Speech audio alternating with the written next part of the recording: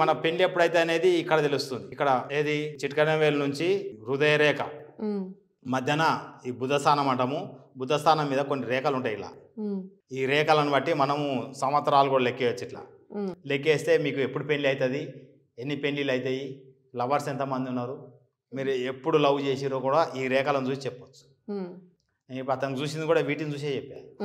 First ఒకదాని బయట చెప్పాను కదా, అతనికి ఇగో ఇక్కడనే ఇట్లా 3 రేఖలు ఉన్నాయి. ఈడ ఒకటి ఇట్లుండి ఫస్ట్ చూసిన అతనికి ఈడ ఒకటి ఇట్లుండి ఇట్లా ఇలా ఉండి మళ్ళీ ఇట్లుంది. ఇదొక లవర్, ఇది 2 లవ్స్, ఇది మటుకు మ్యారేజ్. ఇప్పుడు మనం డైరెక్ట్ లైవ్లో చేసి చూసిన అతనికి ఈ చిన్నప్పుడు ఒక రేఖ ఉండి ఇట్లా డౌన్ ఫాల్ అయిపోయింది, ఒక రేఖ ఇట్లుంది. ఇది లవర్ వస్తుంది వెళ్ళిపోతుంది, ఉండమానా ఉండదు. నువ్వు ఎన్ని కోట్లు ఇచ్చినా ఉండదు. నీ తాను నిన్ను లవ్ చేస్తుంది, లేదా నువ్వు ఇది 18-20 ఏళ్ళకే పెళ్లి ఉంది, పెళ్లి చేసుకున్నా విడాకులకి ఇస్తాం, విడాకులు తీసుకోకపోయినా చనిపోతుంది. ఇక్కడ ఇది పెళ్లి, ఈమె ఉంటుంది, ఈమె వెళ్ళిపోతుంది.